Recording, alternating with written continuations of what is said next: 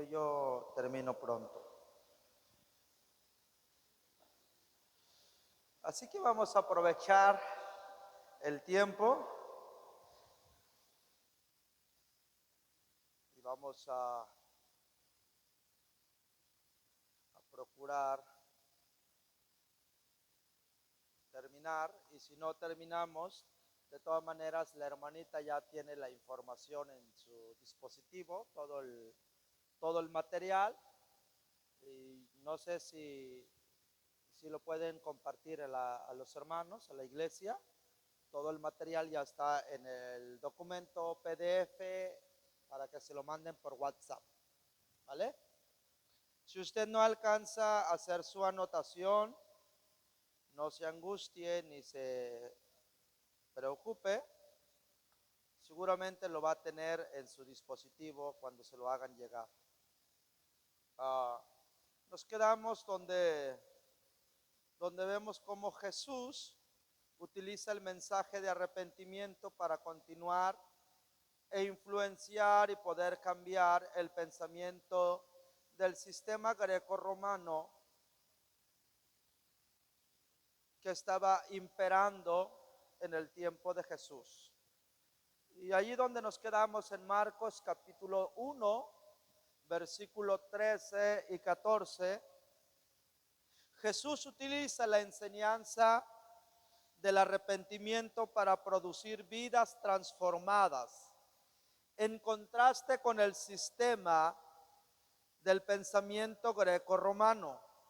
Jesús presentó una propuesta de contracultura frente al sistema del greco-romano. No podemos cambiar, inciso A, no podemos cambiar el sistema, pero sí podemos cambiar el contexto educativo de las personas que están dentro del sistema. Inciso B, no podemos cambiar el sistema político, pero sí podemos cambiar el contexto educativo de un político. Inciso C, no podemos cambiar el sistema económico y laboral, pero sí podemos cambiar el contexto educativo de un empresario o de un trabajador.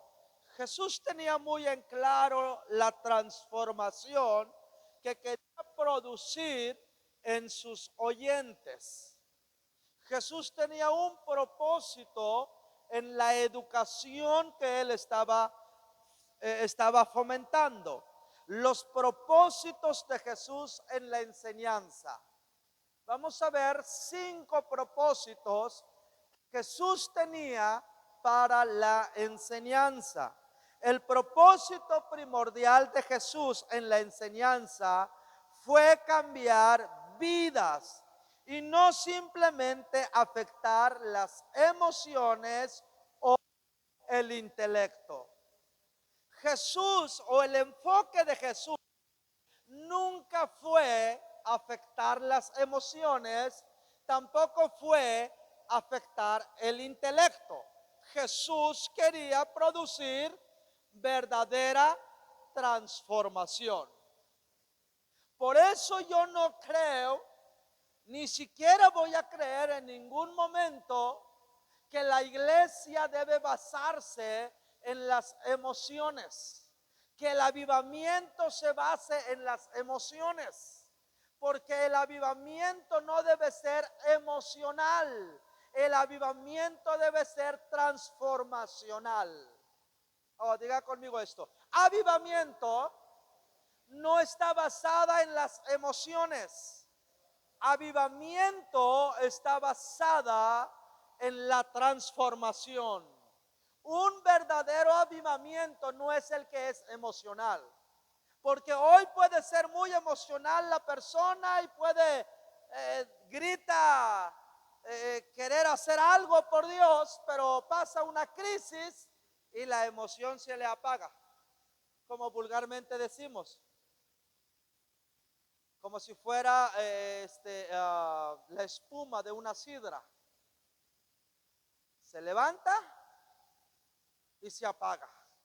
Jesús nunca quiso hacer eso. Jesús quiso producir a través de la educación vidas cambiadas, no vidas emocionales. Dios no quiere que usted sea emocional. Y no estoy reprimiendo la parte emocional, es parte de lo que vamos a expresar. Pero no por eso vamos a ser emocionalistas. ¿Me voy explicando bien? Ok. El propósito general se centraba en el presente de los propósitos más específicos de Jesús en la enseñanza. Según el doctor Wilson, existen 5 clasificaciones de los propósitos de Jesús en la enseñanza. Número 1, Jesús buscaba convertir a sus alumnos a Dios. ¿Qué buscaba Jesús? La conversión genuina de los alumnos. Jesús enseñaba para que hubiera conversiones. Porque era muy común el sistema greco-romano, recuerden que producía 3 problemas. Problema de inmoralidad, número 2, problema de sectarismo y cismas, número 3, problema de apostasía. Era muy común que la gente llegaba a la iglesia y se iba. La iglesia será, entras por delante y te bajas por atrás. Afortunadamente el pastor me decía que muy pocos han desfilado aquí, gracias por eso.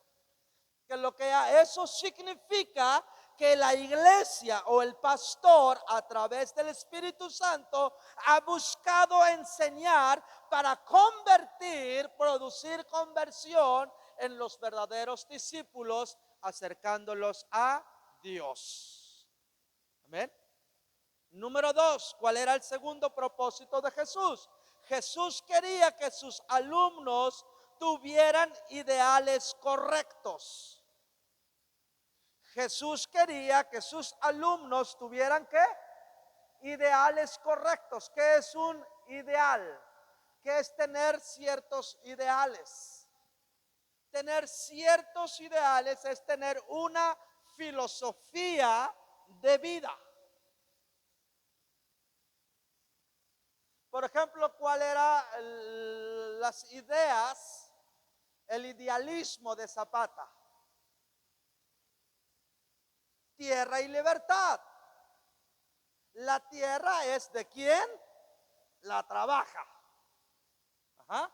Esa es su filosofía de vida. Jesús tenía una filosofía de vida. Según la escritura, en Mateo 5, versículo 48, la filosofía de vida de Jesús: sean perfectos como vuestro Padre es perfecto. Sean como nuestro Padre. Jesús tenía una filosofía de vida. Número 3, Jesús buscaba y proponía desarrollar la hermandad entre las personas. Jesús buscaba la armonía. Jesús buscaba la convivencia. Jesús buscaba que desarrollaran relaciones interpersonales.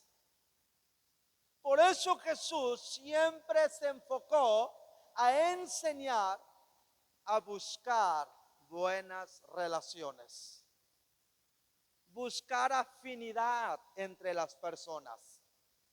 No estés peleado, no estés desconectado. Busca pertenecer al cuerpo de Cristo. Amén.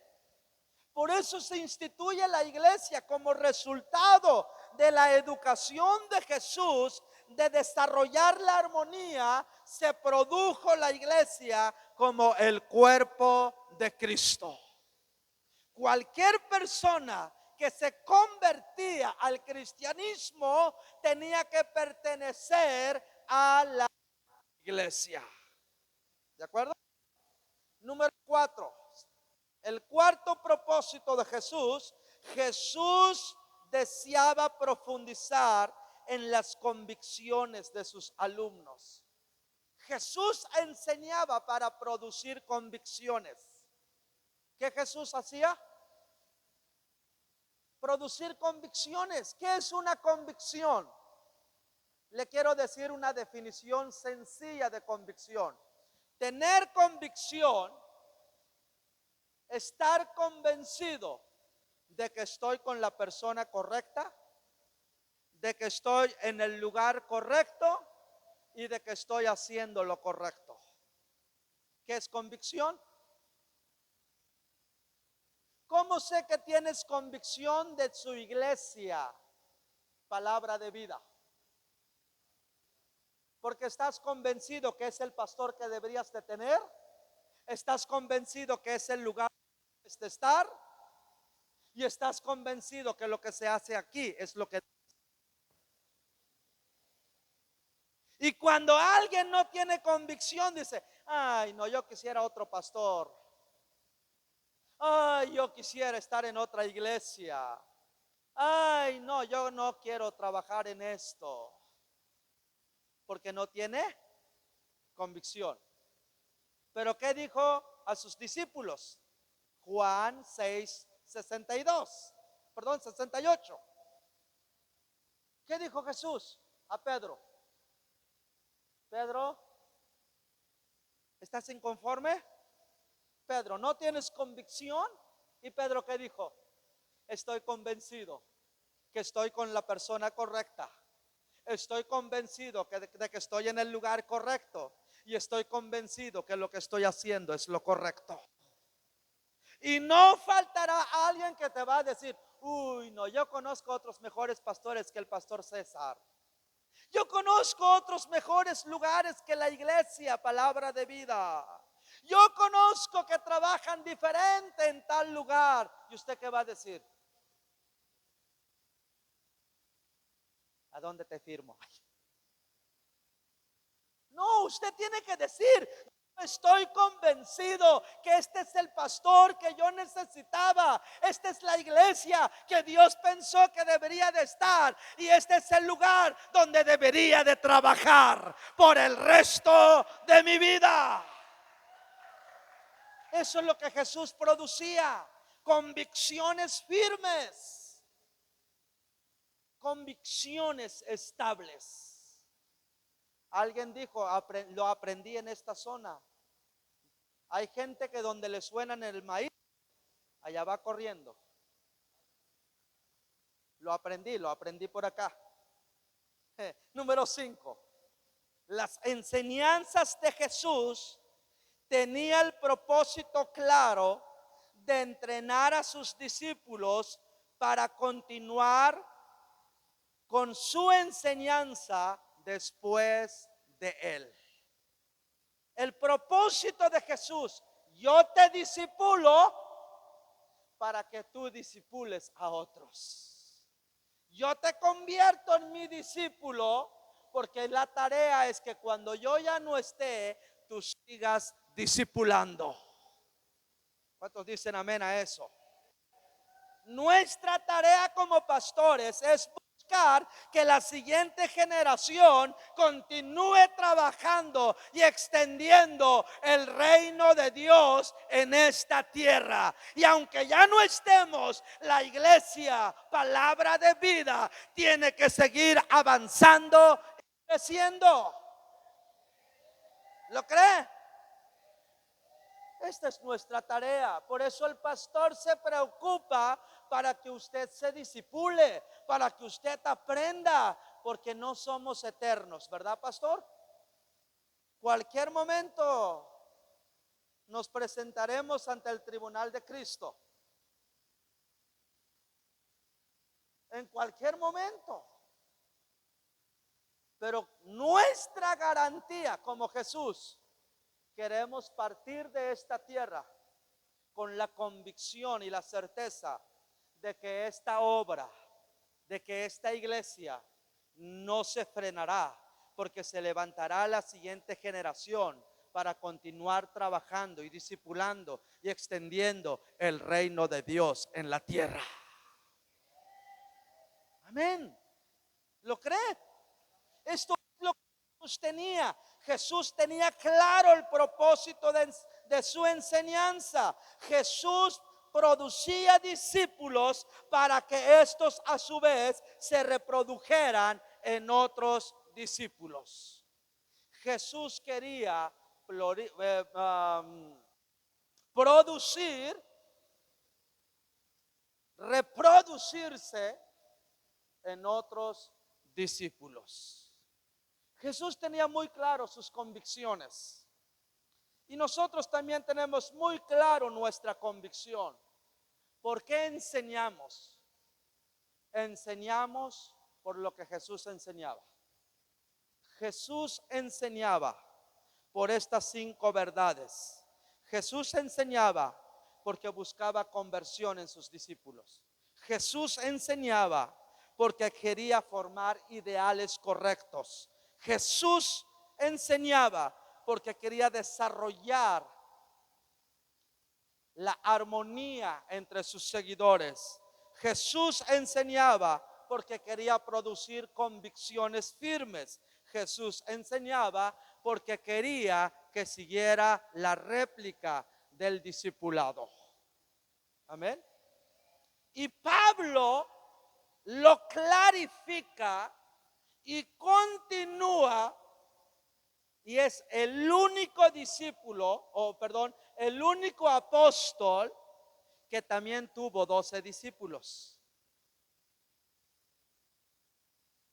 Si usted lee la historia bíblica, ningún otro discípulo se habla, o ningún otro apóstol se hable que tuvo 12 discípulos. Solo Pablo. ¿Tomó a cuántos? Hechos 19, versículo 9. 8, 9, 10 y 11 dice, y eran 12 hombres, 12 discípulos. Jesús comenzó el equipo de discipulado de 12. Pablo continuó con el equipo de discipulado de 12. Y cuando Pablo termina su estancia de 2 años en la ciudad de Éfeso, en la escuela de Tirano, cuando Pablo termina de discipular a estos 12 hombres, mira lo que hace Pablo, y con esto quiero terminar. Hechos capítulo 20, acompáñeme por favor. Hechos 20, versículo 17 hasta el versículo 21. Hechos 20, versículo 17, y vamos a leer lo que sucedió en este pasaje de la Biblia. Enviando pues desde Mileto a Éfeso, hizo llamar ¿a quiénes? ¿A quiénes llamó Pablo? ¿Me auxilia, por favor, hermano? Ábrelo. Ábrelo. Gracias. ¿Qué hizo Pablo? ¿A quién mandó a traer? Mandó a traer a los ancianos de la iglesia.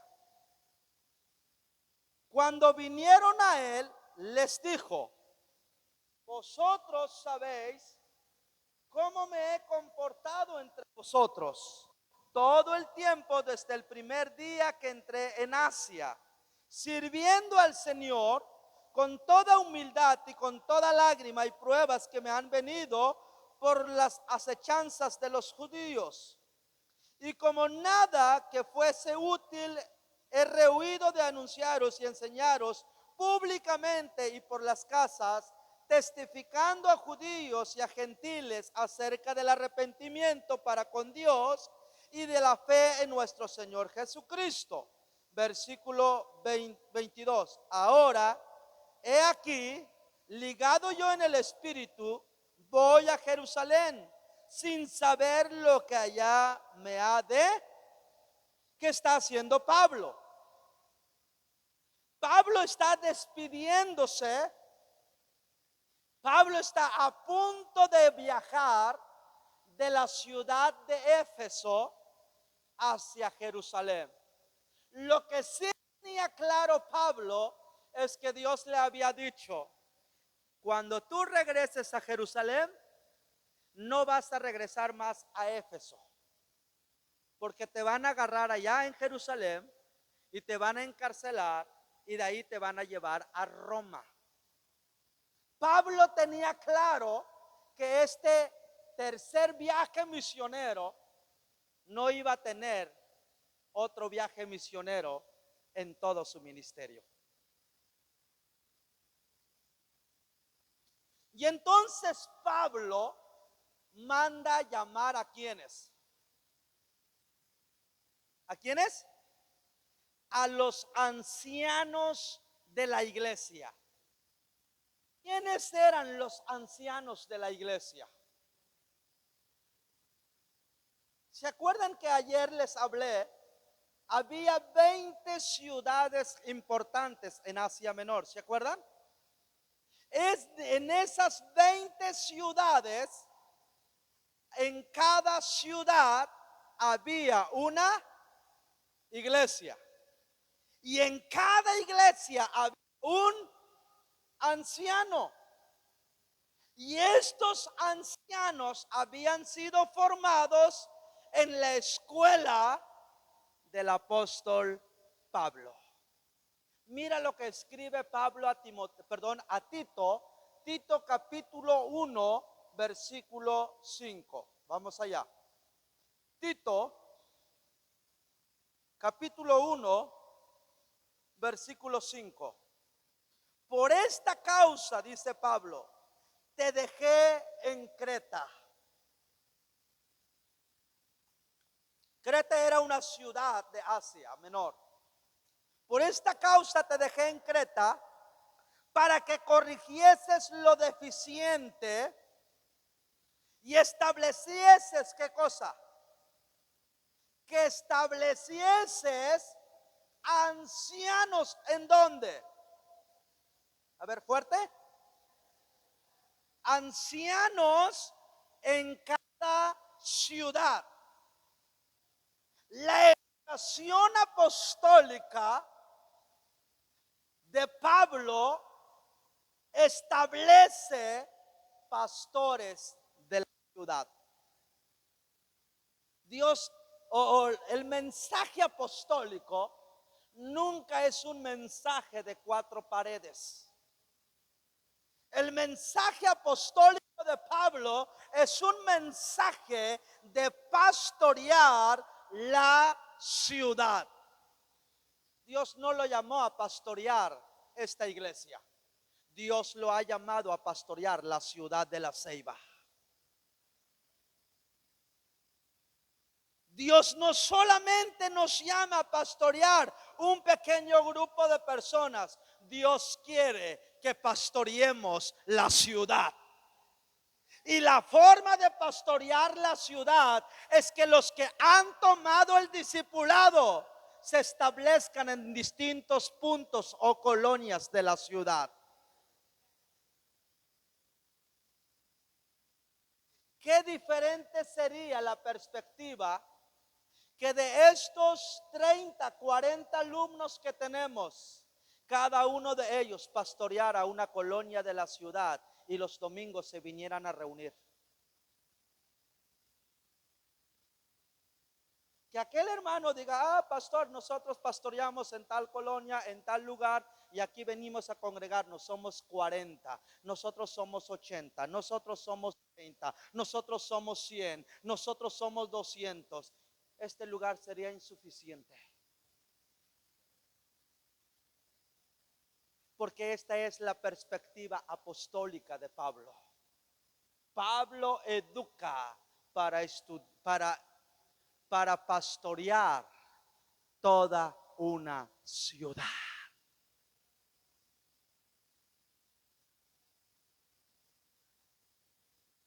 La visión de Dios para esta casa es una visión apostólica.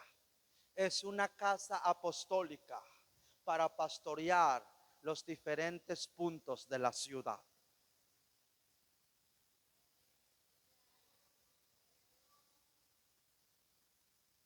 Hola.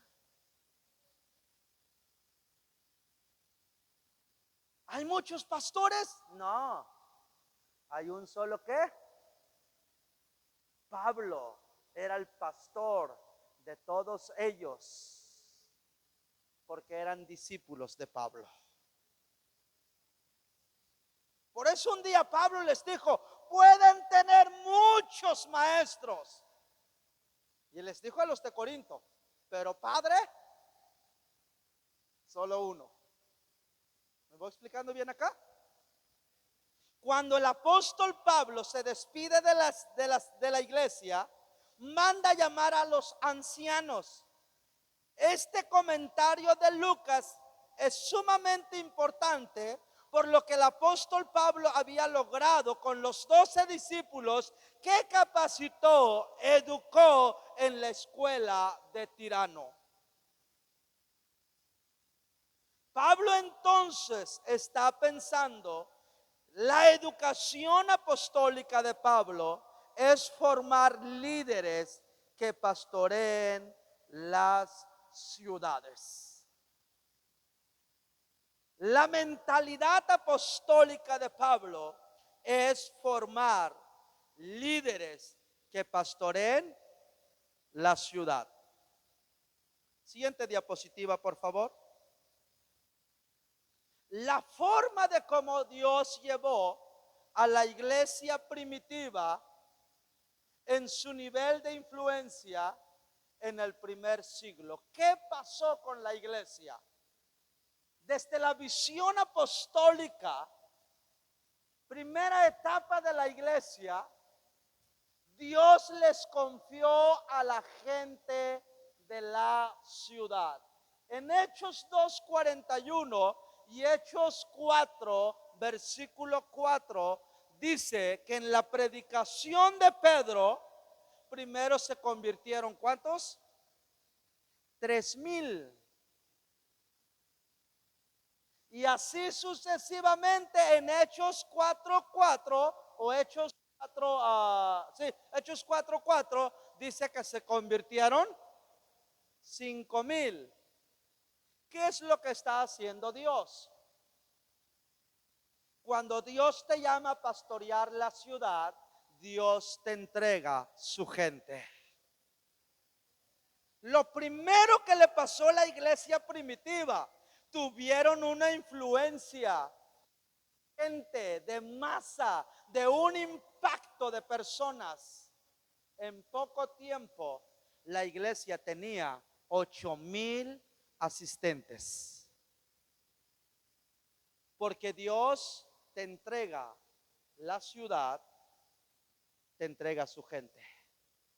Si Dios te entregó la ceiba, Dios te va a entregar su gente. Segunda etapa de la iglesia. La segunda etapa de la iglesia en Hechos 4, versículo 32, dice, y todos vendían sus propiedades y traían el dinero a los pies de los apóstoles. Lo siguiente que Dios hace cuando te lleva a pastorear la ciudad, Dios te entrega su economía. ¿Qué hace Dios? Si Dios te entrega a la gente, Dios te va a entregar Dios te va a entregar la economía. Esta es la forma de cómo te lleva a pastorear la ciudad. Alguien me preguntó, pastor, ¿por qué usted dice que Dios nos va a llevar a pastorear la ciudad? Porque cualquier iglesia que tiene gente, su estatus económico subirá. Y lo tercero, ¿qué pasó? ¿Qué pasó? La tercera etapa de la iglesia, la tercera etapa de la iglesia, Dios les confió la política. Hechos capítulo 10 dice que había un hombre. ¿Alguien se acuerda de ese hombre? ¿Cómo se llamaba? Cornelio. Cornelio era un centurión romano. Cornelio era de la milicia. Era del gabinete del equipo de gobierno en Roma. Y Hechos 13, a partir de Hechos 10, pero Hechos 13 dice que en Antioquía había profetas, maestros y políticos. Porque Herodes el tetrarca, el hermano de Herodes, estaba presente. Era un político, era un gobernador. Dios te entrega gente, Dios te entrega economía y Dios te entrega gobierno. Dios quiere llevar a la iglesia a una posición de gobierno. Nadie puede ocupar un gobierno si no tiene el poder adquisitivo. Nadie puede tener un poder adquisitivo si no tiene influencia de gente.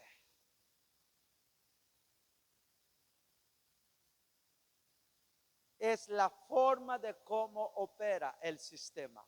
¿Qué es lo que quería hacer Pablo? Pablo quería que la iglesia dejara de ser una iglesia inferior del sistema greco-romano y se convirtiera en una iglesia que ocupara puestos importantes en la sociedad. Dios está pensando que la iglesia vaya de gloria en gloria. ¿Cuántos dicen amén? ¿Cuántos dicen amén? ¿Cuántos dicen amén? ¿Qué Dios quiere hacer? Dios quiere levantar la iglesia. Si esta iglesia fuera una iglesia de 3,000 personas, podría elegir su propio mandato de gobierno. ¿O no? ¿Con cuántos votos se gana aquí en la ciudad?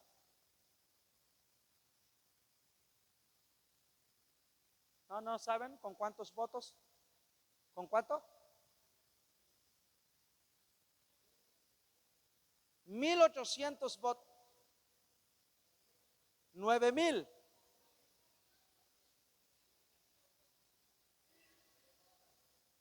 De 800 a 1,000 votos pueden elegir un gobierno. Si fuéramos una iglesia de 3,000,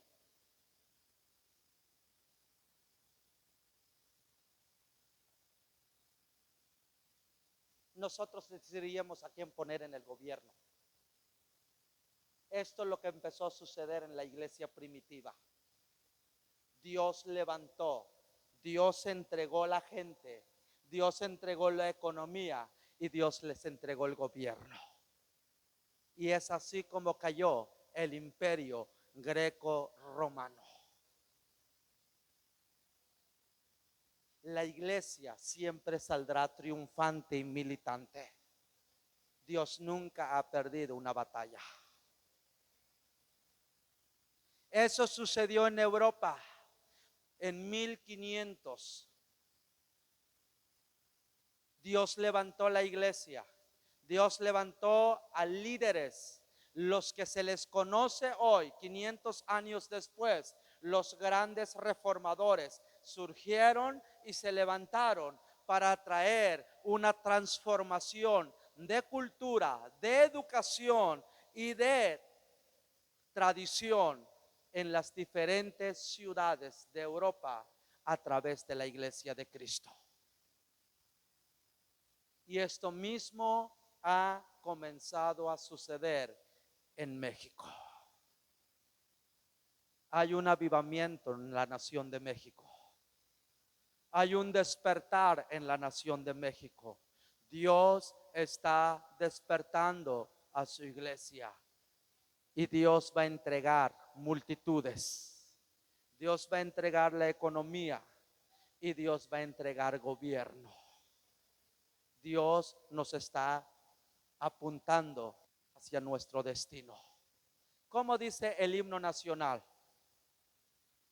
Una de las estrofas del himno nacional dice que el destino de México está escrito por el dedo de Dios. Que el destino de México está escrito por el dedo de Dios. Hoy más que nunca, Dios va a levantar a la iglesia para posicionarlo a marcar el rumbo de las próximas generaciones de mexicanos. ¿Lo cree? Si no me equivoqué de predicarle a usted, de enseñarle. Pero usted tiene que creer que Dios está pensando levantarnos como iglesia. Y esto es lo primero que hizo. La razón de la educación apostólica de Pablo fue preparar a la iglesia para pastorear la ciudad, su gente, su economía y su gobierno. Si logramos cambiar el contexto educativo de la iglesia, Dios nos posicionará en un liderazgo dentro de la ciudad con el propósito de pastorear su gente, su economía y su gobierno.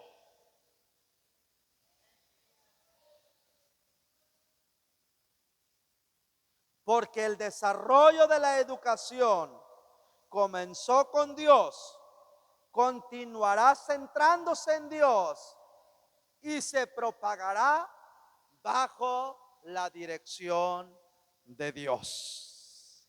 ¿Cuántos creen eso? ¿Cuántos creen eso? ¿Puede ponerse de pie?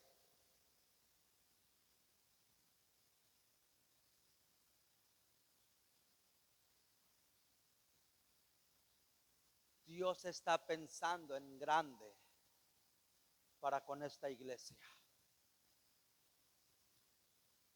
Dios está pensando que esta iglesia pastoree la ciudad, pastoree la gente, pastoree la economía y pastoree su gobierno. Dios está pensando despertar esta iglesia, levantar la iglesia, posicionar la iglesia. Amén. Papá, gracias por tu palabra.